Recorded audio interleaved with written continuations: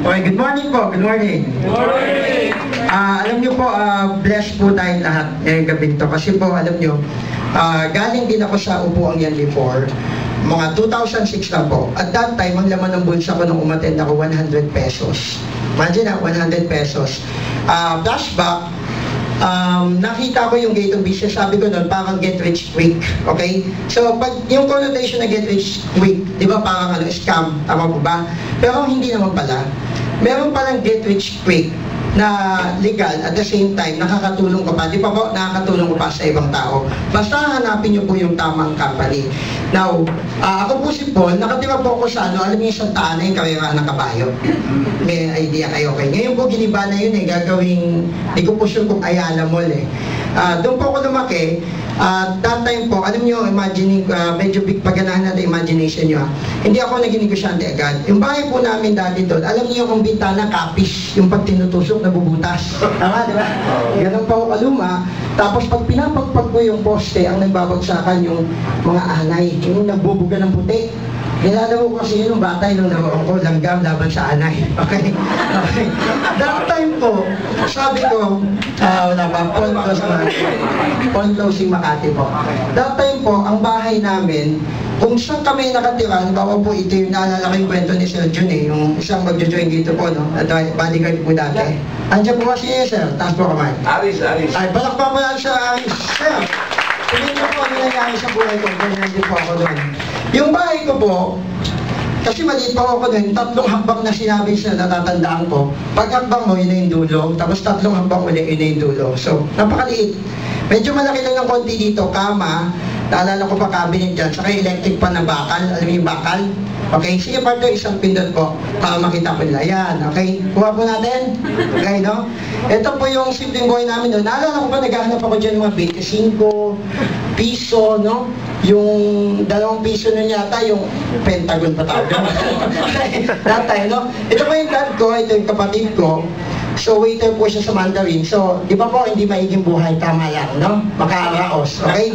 Next part na, doon kami kumakain, doon na rin kami natutulog. Now, ang tip ko sa inyo, ito po yung natutunan ko, dapat meron tayong spare tire. Hindi lang tayo yung empleyado ka, masaya ka na sa salary mo, okay? Pag ganyan po kasi nawala ito, ano mangyari sa inyo? Meron ka pang pagkukunan, wala na? Wala na. Ngayon po, halos lahat yan, multiple sources of income po. I'm only 32 years old. Ito po yung nangyari sa akin, sige partner. Medyo bilis ako. Namimili po ako ng mga apartment condo, inaayusan po namin, ganito po ang tsura pag naayos. Pero hindi po yan cash, hulugan po yan. Sige po. Ito yung before, sige po partner. Yan po yung after. Natanong po, is this a good business? Big business? Yes or no? Big yes. Ang maganda mo dito, na para kang kahit na hindi ganun kalaki kapital mo, pag marunong ka, pwede mong gamitin yung OPM, other people's money. Meron ako mga investor earning 3% per month, 5% per month sa ganitong business. I have 28 properties as of now at may binibig po kaming 5. Okay, sige para next. Ito po sample ng 24-door apartment. This is before. Ito po yung after. Sige po. Yan. Ito po yung sinasabing Sir Jun, meron po kami yung mga kama na 400 kama. Okay? So, ano ba, may mga anak kayo, kapatid. Di ba po pag gumraduate this October yan, mga October yan, then yung mag-graduate ng March. Halimbawa, taga-Nueva Ecija yan, makakakuha trabaho sa Makati. Tingin nyo, uuwian yan araw-araw, o uuupa na lang sa Makati. Ano po? Uuupa, di ba? So, nakuha ko yung need na yun. I have bed banks na aircon, may swimming pool sa baba, may gym. 4-5 per month ang may aircon, libre ilaw tubig. Pag walang aircon, 3-5. Pinaplan ko lang po, para baka may kakilala kayo. So, ito po yun. So, this is a big business already. Sa sobrang busy nga po namin, talagang hindi lang po yung pinasok namin So, kinukuha namin tuwing, lalo yung pag Sabado, naiipon yung labada nila. Nung makita ko kasi pera yan, di ba? Gabundok di ba? So, kinikilo po yan Magkano per kilo? 28. Sabi ko, pa pera to Ginawa ko po, kinukuha namin yan, nagtayo ako ng laundry shops. So, bumibili po ako ng mga naluluging laundry shop. Tapos, may customer na ko yun, di ba? Plus, may 400 customer ako. Good or very good? Very good, di ba? Ang tawag po dyan, intentional congruence.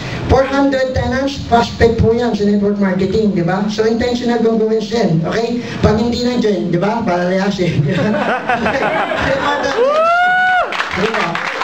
So, ito po yan. Bakit ko mo ito pinapakita? Kasi para next service lang po. Hindi pa po. Kasi po ang traditional na negosyo, tingnan niyo po oh. Maliit pa kapital o tingin nyo medyo malalaki? Malaki. Malaki. Meron ka bang ganyan ngayon? Wala. Bira, no? Lalo na sa mga empleyado. Alam niyo po, nag-start ako computer shop 1999, nagtayo ako sa PUP.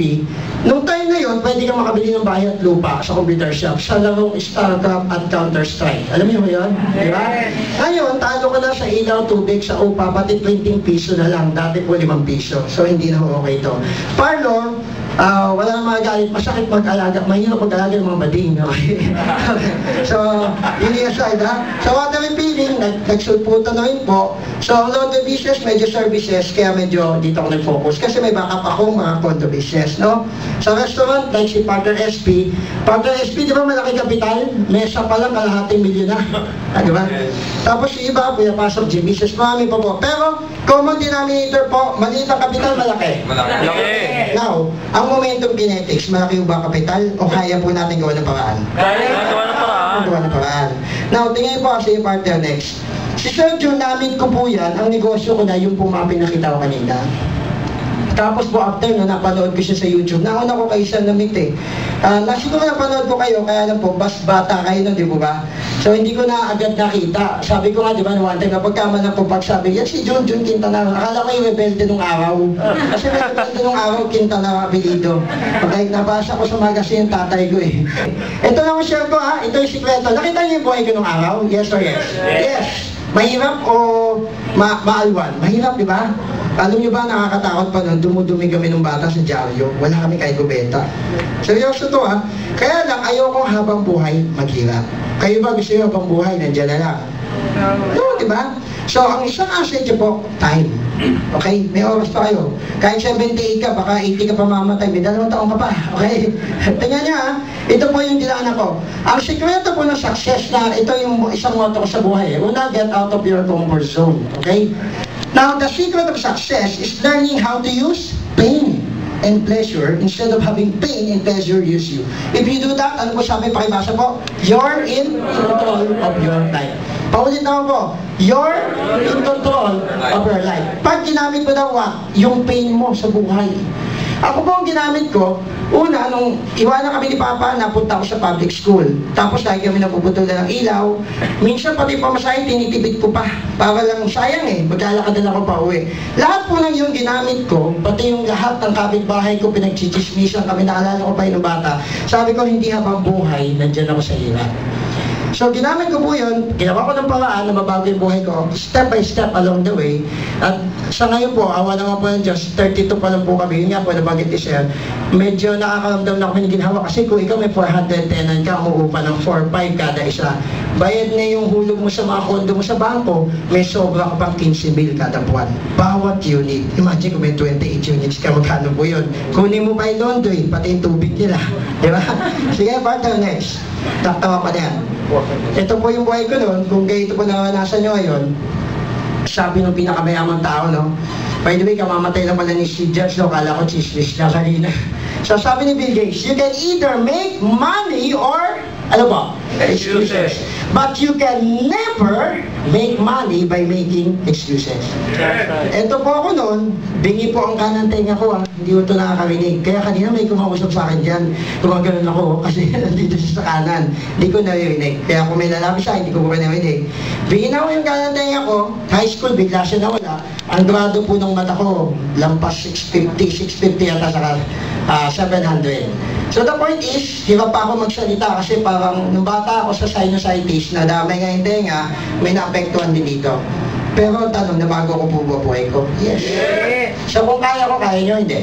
Kaya nyo. Naniniwala ka ba yung tanong, yung belief level mo? Diba? So sabihin mo dapat, kaya mo. Okay, sabihin mo, kaya ko. Kaya ko. Anong date po ngayon? October 6. October 6, no? 2006 po ako bumagsak. Walang pera, 100 lang naman ang bulsa.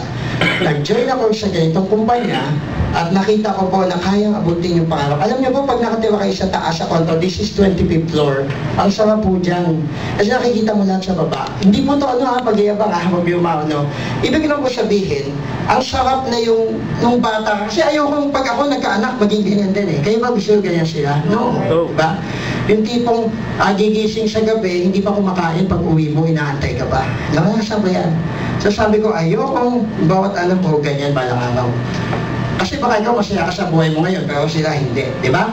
Yung asawang pinangkuhan mo kitang buhay, yung pala, kasumpa-sumpang buhay, di ba? So, tingnan niyo, partner, ang gusto ko makita natin, everything is possible pag naniwala ka lang. Okay? At wala na ako nakitang ibang mabilis na negosyo sa ngayon na kaya nyo sa Balita Capital, plus your skill. Umattend na kayo ng intensive training ni Sir Jun, like yung unleash ko sa 22-23, sabi ko sa inyo, grabe.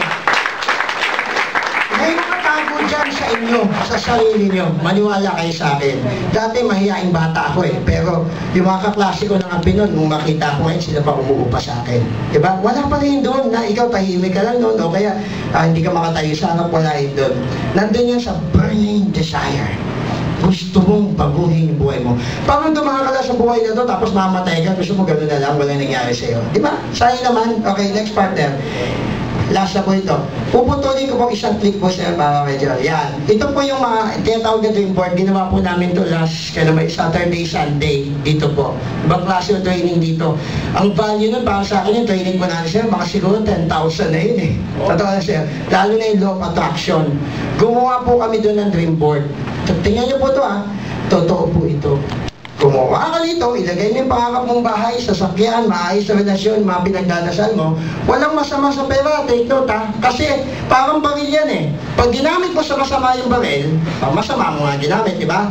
Pag sa mabuti, pwede, di ba? Ganon din sa pera. Walang masama na gusto mong magkapera. Tandaan yan hindi yan yung iba ayoko yung mama, ganun, mali po yun. Now, may isang awit po ako tatapusin sa inyo. Ito po yung naging isang kanta ko habang tinitingnan ko yung dream board ko eh. Para lang akong, nandun na ako sa nilalatag doon sa computer shop ko. Doon nagsimula lahat eh. Computer shop ko, nilalatag ko yung kutsyon lang siya, alam niyo ko yun. Tapos tililigpit lang, tinutupi sa umaga. Ang computer ko nun, isa lang. Computer shop pa, isa lang computer. Okay? Naging dalawa, naging tatlo. Sabi dyan, habang tinitingnan niyo to, paniwalaan mo lang. Sige partner, medyo patay nyo nga ilaw para makamdaman nila sa aking pagtatapos. Tingnan po sabi niya alam mo yung kanta ito to?